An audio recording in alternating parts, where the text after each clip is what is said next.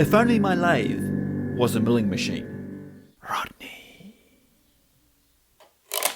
In a world of Myford attachments, there is one that towers above. Rodney.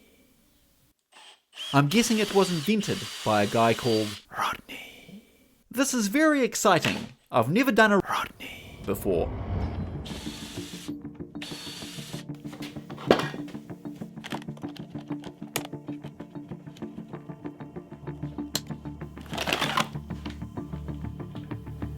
Let's start with this cog thing. This doesn't live here, this has just been jammed in the spindle for the sake of shipping. This is what sticks out of the lathe and into the backside of Rodney. I don't have a service manual or any other info on how these come apart, so we're just going to start detaching stuff and hopefully figure it out. I'm guessing, based on this gasket, that we're dealing with an oil-filled gearbox.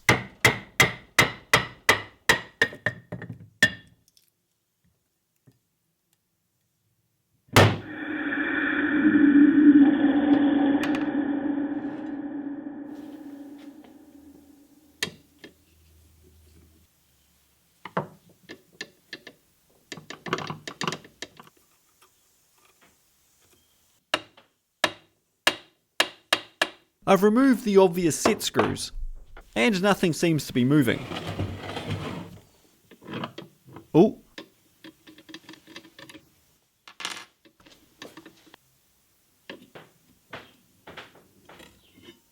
This is a bit manky, which is why the cog thing was a little hard to get off. A serrated set screw is not the best.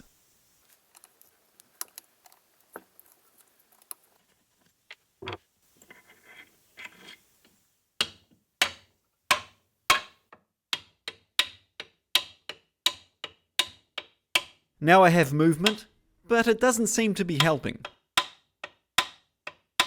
I expected the shaft to push out through the gear at this point. And then I noticed this little bugger. A sneaky tapered pin. I'm assuming it's a tapered pin anyway. I can't tell which end is the small end, and it doesn't want to move easily. It looks a little bit beat up, so I filed what I think is the small end down flush, and this is when I realised something interesting. Even filed down flush, I can see the pin is pinned into the gear. I think someone has intentionally beaten both ends of the pin, so it'll never come out.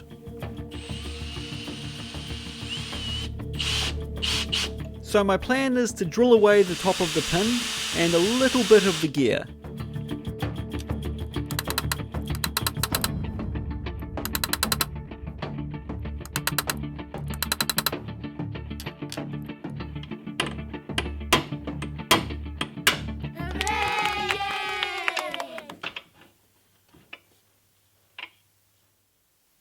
Don't do this to a guy. Okay, so now the shaft is moving, but I don't want to push this mess through the bearing, so that needs to be dealt with. And now finally, this was hours of real time, the shaft comes out.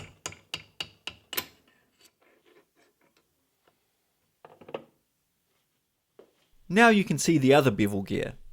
I unscrewed the little cap screw, hopefully, but the gear didn't just fall off, so I guess the shaft needs to come out first. So let's do that by first taking off this pulley.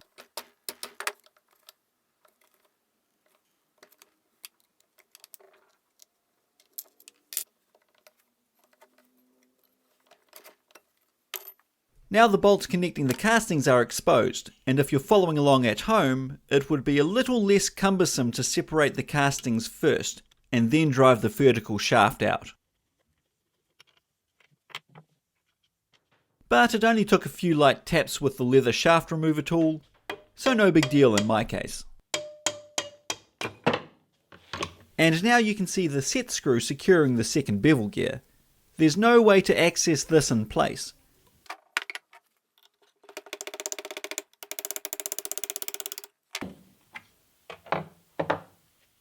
Now, the business end of the machine. As much fun as it is to play with Rodney's floppy parts, I'm going to ignore them for now and take on the big bit, the quill.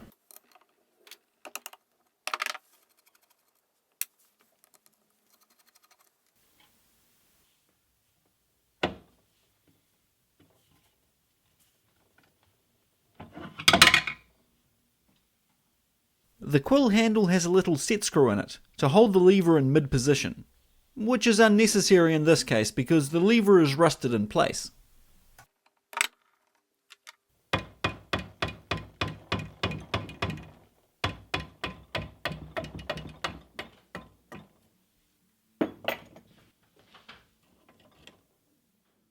This fancy looking bronze gear is held in place with a roll pin.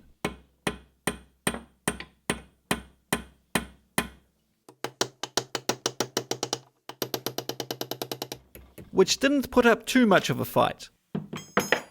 And of course the gear didn't just slide off.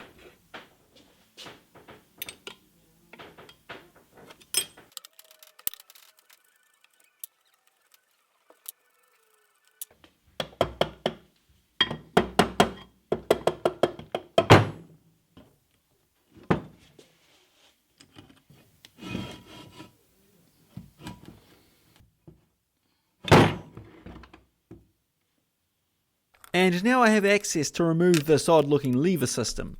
I think it's a pretty simple mechanism, but I'll probably have to play with it a bit to figure out exactly how everything works together. And this knobbly casting hanging in the middle is the most unusual part, because it's kind of floating. And it makes accessing the nut for the vertical slide a real pain.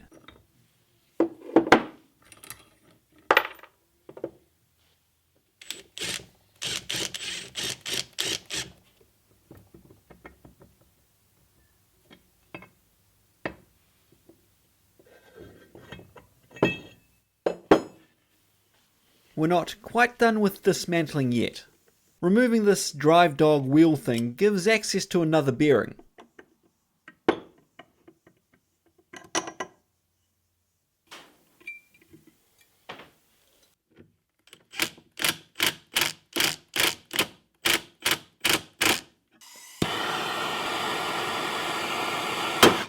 This bearing is super tight.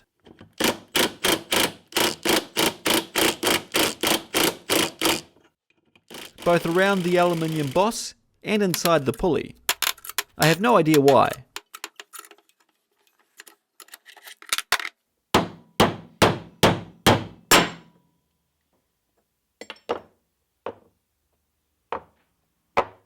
The last piece of the puzzle to pull apart is the spindle.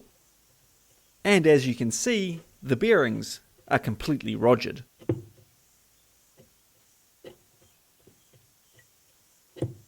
The only forum post I could find online about dismantling a Rodney was from a guy asking for help because he couldn't get the spindle apart. So I'm expecting a fight.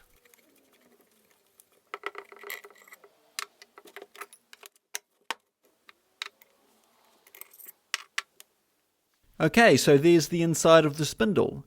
Someone has replaced all of the other easy to access bearings in the past, but I suspect the spindle bearings are original. The spindle came out of the quill, no problem. And likewise, the bottom bearing came off the spindle with just a few light taps.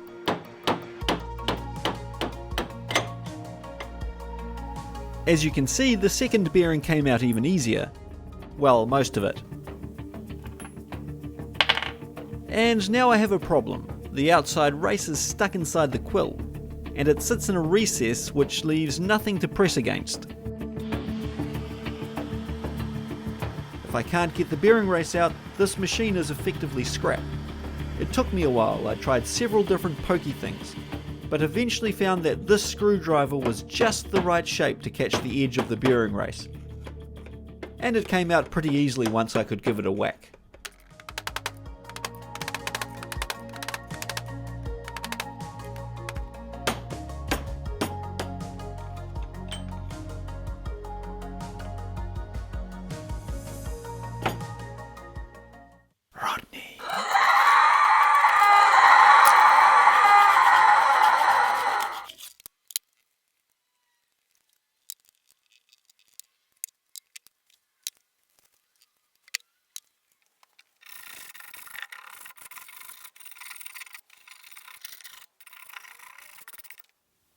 Now it's time for paint, starting with etch primer.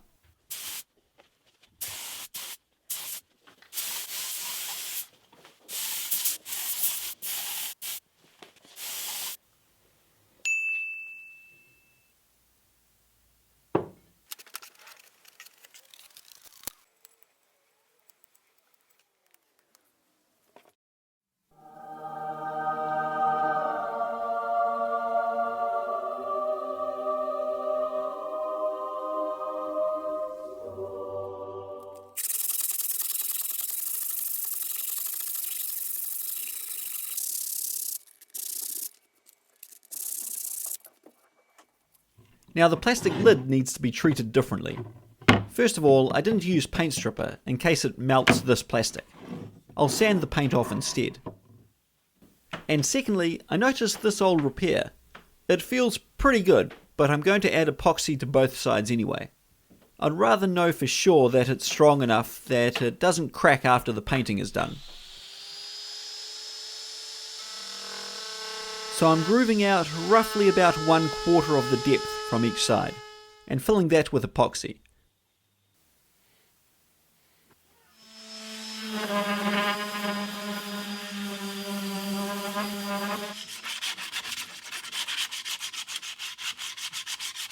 And the bare plastic part is coated with some plastic primer, which brings it to the same point as everything else.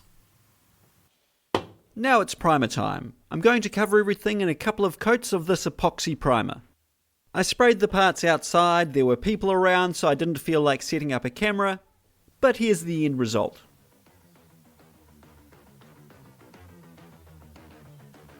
You can see I'm sanding through a guide coat and filling any small imperfections with 3M spot putty. And that is the last step before final paint. Now these Rodneys were originally painted with a silverish colour.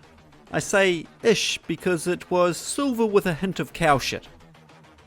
I'm going with a different colour, called Myford. So join me out in the paint booth. And prepare for some unnecessarily epic painting.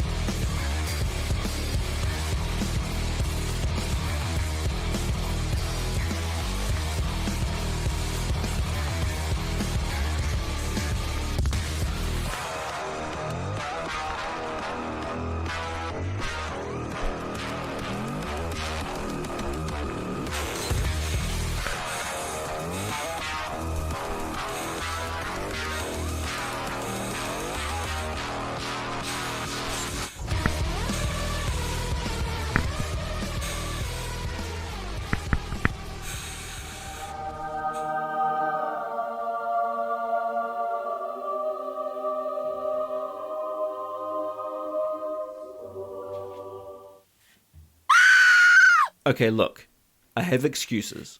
I have a minigun, but it has been driving me crazy with a leaking air seal, so I used a full-size gun for this instead, which is like watering fancy lettuce with a fire hose.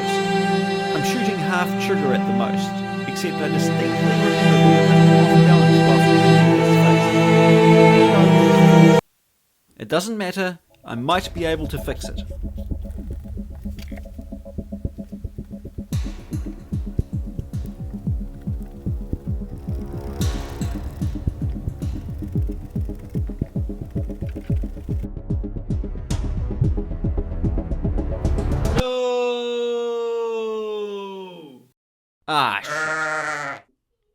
Primer.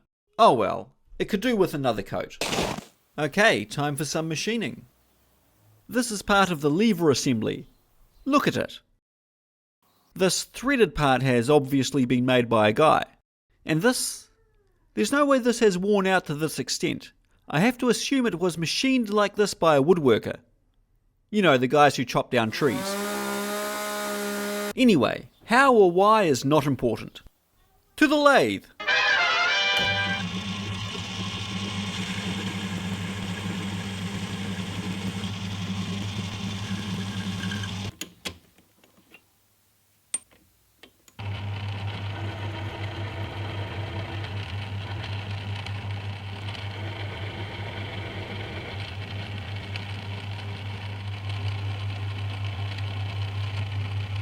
Now that was 16 threads per inch. The small end is 18, which means suffering through changing a bunch of gears.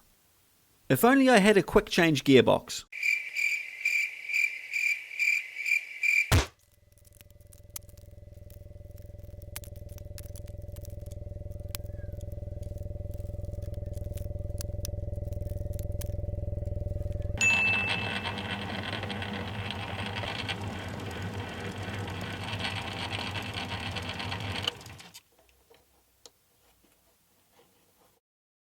And here we are. Final assembly. Rodney. Pardon? Rodney. What? Rodney. Oh, right. The sticker. Yeah, the Rodney sticker looks stupid. I wasn't going to bother. Alright, calm down. This is the old sticker. As you can see, Rodney didn't put much effort into logo design. And it's crooked. But look at this image from the internet. These Rodneys were expensive, but the guy who cut this sticker out sure didn't care. Anyway, I have a plan. I paid a man to print me a water slide decal. Instead of black stripes, I've gone with white stripes and clear gaps. Now, the printing isn't spectacular. Well, pretty good if he was using a dot matrix printer from 1995. Also, there are a couple of defects. But let's stick one on and see how it looks. I have 2 copies so I can afford to mess one up. Now, I'm no decal expert, but I'm starting to get suspicious that something's wrong here. The background is white. The guy printed on white decal paper instead of clear. How do you mess this up when printing decals is the thing you do? Ah well, you can't trust those random guys you find on the internet. Now, this wasn't the first method I attempted for the logo. It's been a drawn-out saga. At this point, I'm over it. Done. No logo. It looks good without one. Rodney, Rodney, Rodney, Rodney, Rodney, Rodney. So, I've been thinking about how many of you are going to comment insufferably about there being no Rodney logo if I don't do the Rodney logo. I guess, let's try again.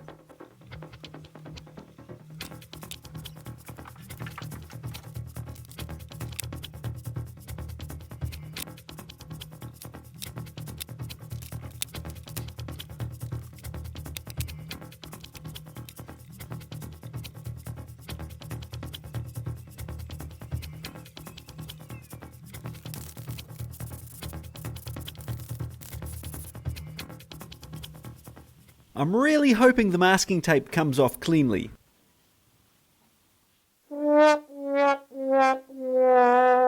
Yeesh. Don't panic. It looks fine from a distance. I'm kidding. This isn't unexpected.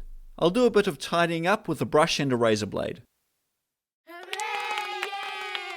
Not bad. Now for the Rodney. I'm using a Rodney decal that I printed myself. Why didn't you do that in the first place, I hear you ask?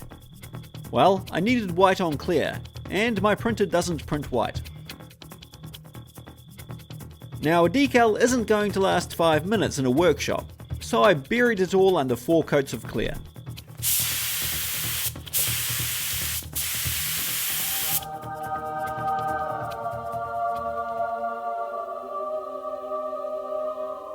And I think it looks great. A little handcrafted around the edges perhaps? But overall, I think it's pretty good. Okay, it's time to put Rodney back together, starting with the spindle. This is a basic spindle with 2 bearings held apart by the quill. In this case they are angular contact bearings. Nothing fancy, but good old Rodney decided to use imperial sized bearings in the spindle. So they were expensive. Like $160 each. The spindle was designed so that oil could be dripped in through a hole in the top cap to lubricate the bearings. I'm not going to do that. I'm going to use grease instead. This grease is a little bit fancy, but I want it to last a long time.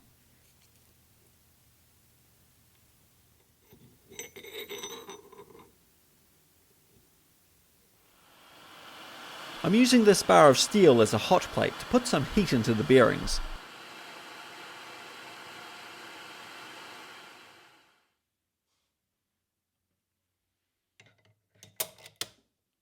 And of course, that only half worked.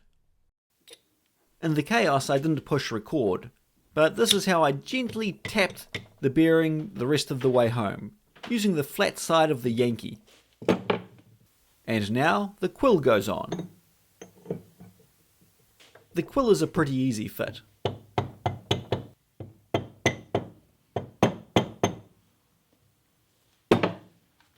And the second bearing isn't going to just slide on, because of course it has to go into the quill and over the spindle at the same time. And I'm going to plug this little oil hole. I reckon junk sneaking in through that hole is probably what trashed the old bearings. So that little collar tightens the pair of bearings. It pushes their inside races closer together, while the outside races are held a set distance apart by the quill. At the moment you can see there's a bunch of play in the bearings. So I tightened the collar until I couldn't feel any end float.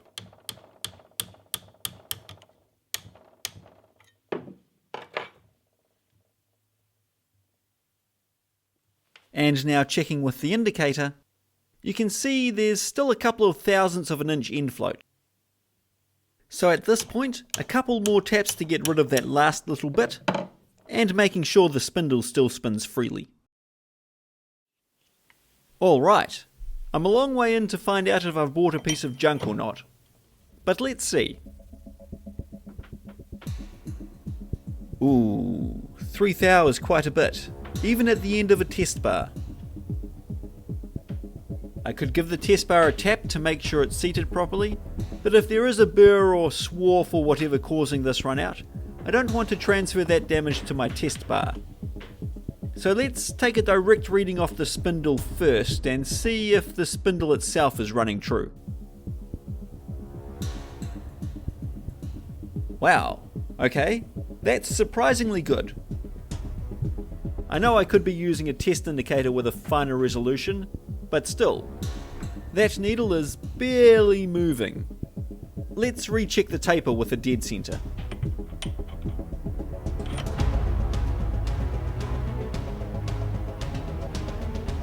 Excellent! Apart from a couple of rough patches on the center, that needle looks pretty still. Awesome.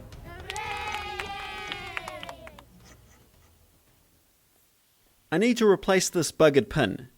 I don't know what size pin this is, but I'm going for a number 0, which is slightly larger, leaving me room to wring the hole out. Now these are imperial sized pins. I don't know why, but they're still the most common pins here. This damn hole took me quite a while because there were errors ordering the correct reamer. You don't just order a number 0 reamer to go with a number 0 pin. Oh no, there is a nominal fractional size that goes with the pin as well, which you obviously have to cross-reference on a chart in the machinery's handbook. And now you know how many fractions of an inch the small end of a 0 pin is. Luckily the reamers are some fraction of an inch measured at the big end. But hey, it's just a 1 in 48 taper, so cross-reference that on page 77,000 of the machinery's handbook and boom! I ordered the wrong sized reamer. Who keeps the metric system down? We do. We do.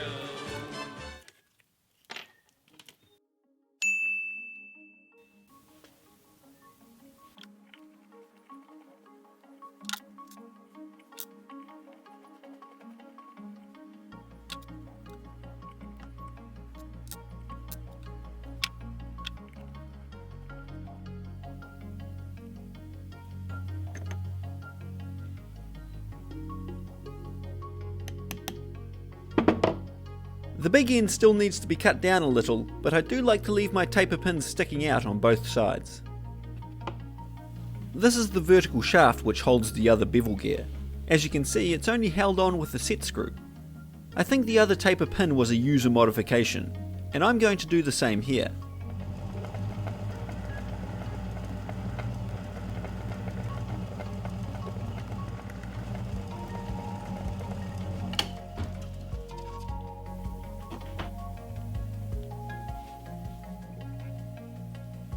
Okay, I think that's the last fix we have to make, so let's put this thing back together and see how it works.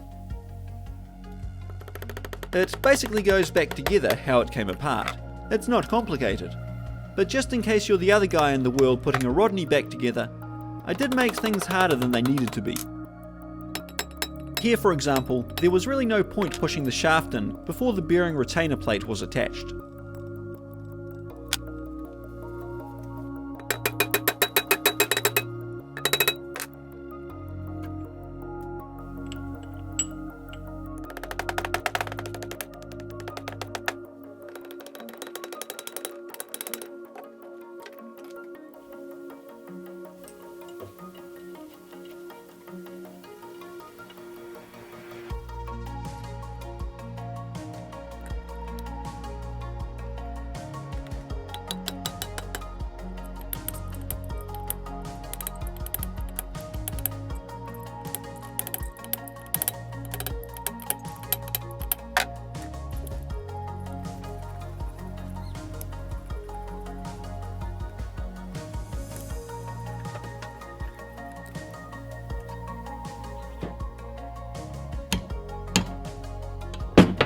The set screw is doing nothing now, you don't need to point that out. But I figure, well, it may as well live here instead of the bottomless jar of screws I'll never use again but keep for some reason. I'm not filling this thing with oil, that just sounds like a messy nightmare. I'm going to try this fancy grease on the gears and see how it lasts. The alternative would be to bury the gears in a big glob of normal grease, which would also work fine.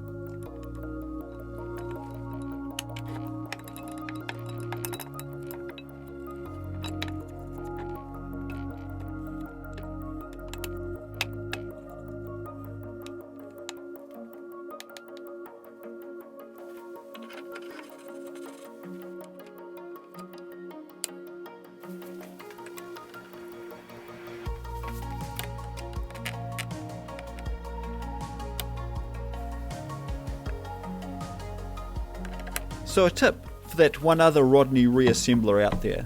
There was really no need to put the big pieces together before the very end. I sort of thought it would build up better in the video that way, but it just made things more cumbersome.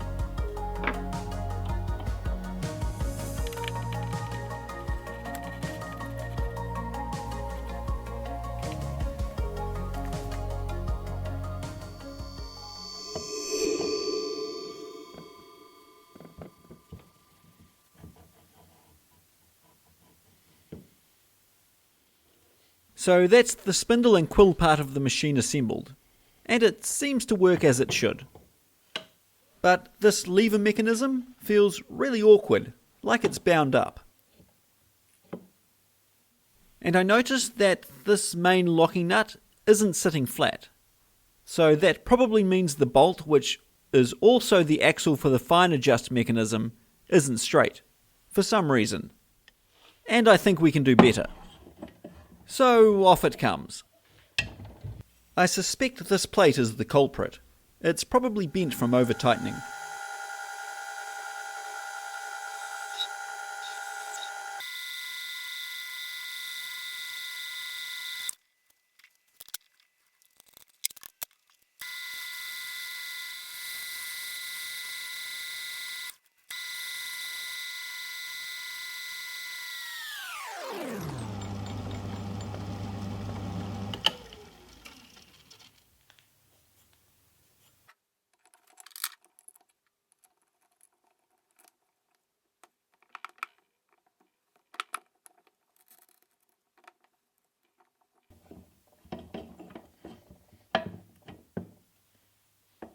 Okay, so how this works. The two levers are unrelated. This one locks the quill just like a drill press. This lever locks the fine adjust mechanism engaged or disengaged. And facing off the front of that plate made all the difference. It's now nice and smooth.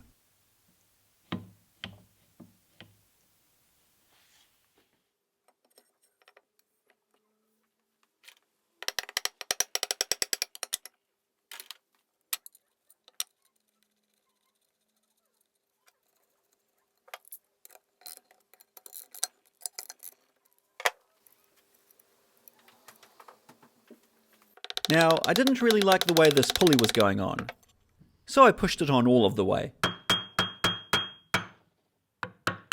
I remember when I pulled this off, it was a nice sliding fit. Oh, and I forgot this spacer. So off it comes. And after a little fettling, I got it to drop back on nicely.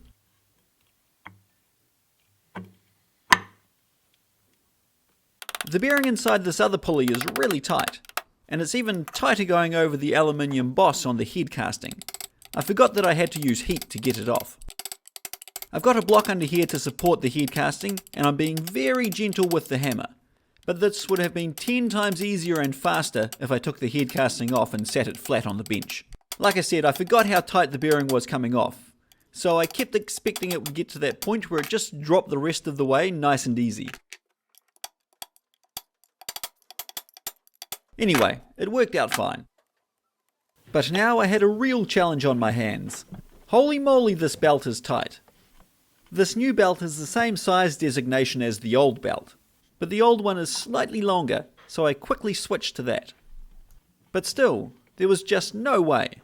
You see, if I put the belt on the big pulley first, I have to stretch it over this large edge on the small pulley, which is really hard. The better option is to stretch the belt over the large pulley. But that's not possible because the pulley is right against the casting where these protrusions are. The protrusions are for an older version of Rodney that had 6 bolts around the outside to hold the lid on. In this case they are unnecessary, so I made clearance.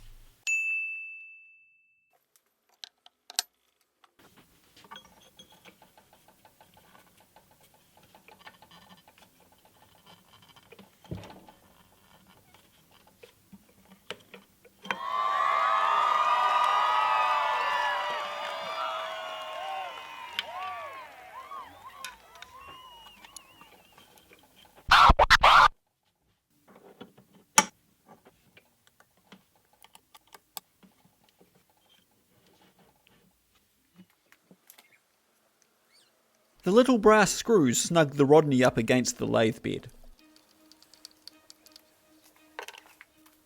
And these two are redundant oil fill and drain plugs.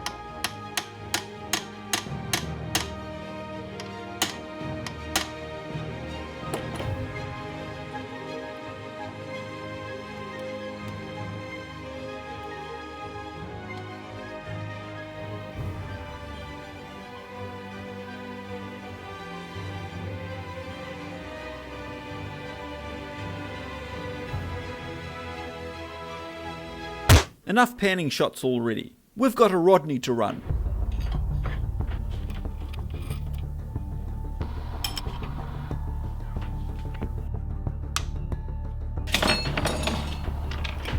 This thing is damned heavy. I'm sure you can expect a damaged bed every time you mount Rodney.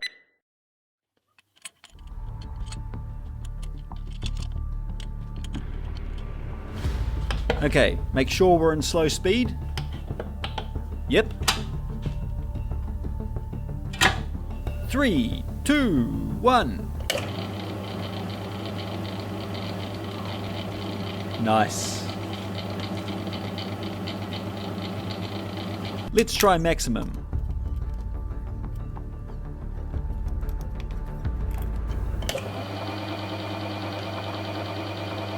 Good. Everything seems okay. So let's stop messing about. Let's make some chips. I splashed out on a few Morse taper collets. These things are hard to get. I had to order metric ones from the UK. If anyone in New Zealand has any unwanted MT2 collets floating around, please get in touch. Rodney's spindle nose is the same as the Myford's, so in theory you could mount any Myford-sized chuck on here.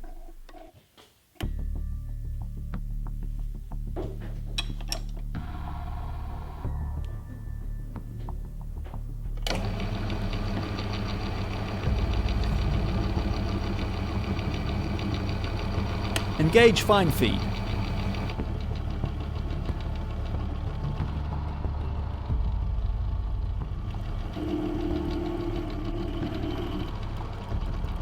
So I've no idea how much I'm feeding down here. Let's go.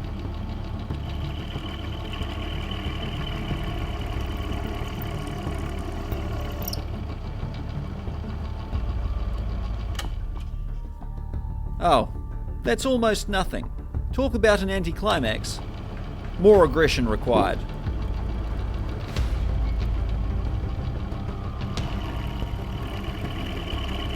Yes. Look at it.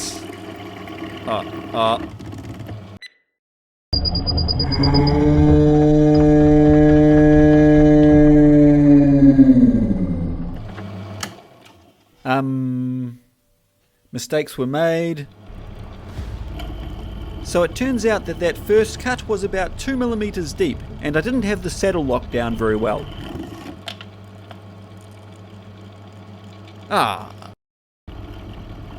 So it turns out I didn't really have the vise tightened.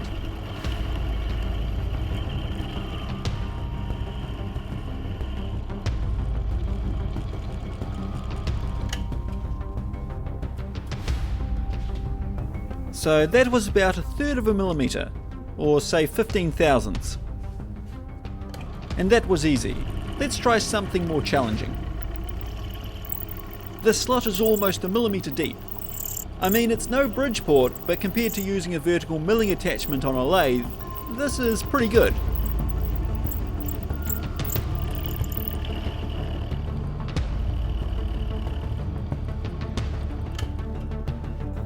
Well, isn't that cute? How about some power feed action? Oh yeah, that's a 2mm deep cut, by the way.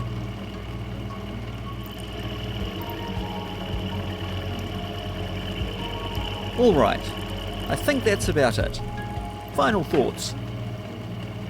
After a brief play, what do I think about Rodney?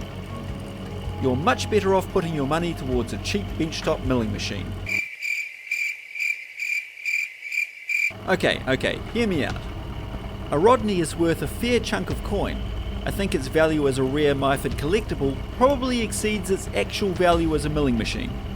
So if you just want to make parts, any old wrong foo is going to run roughshod over Rodney. But maybe you are the cashed up Myford enthusiast. Well, compared to a vertical milling attachment, a Rodney is more capable, and much more fun to use because everything is laid out flat. So there we are. Thank you all for watching. You'll certainly see Rodney in future videos. I hope this was fun, and I'll see you next time.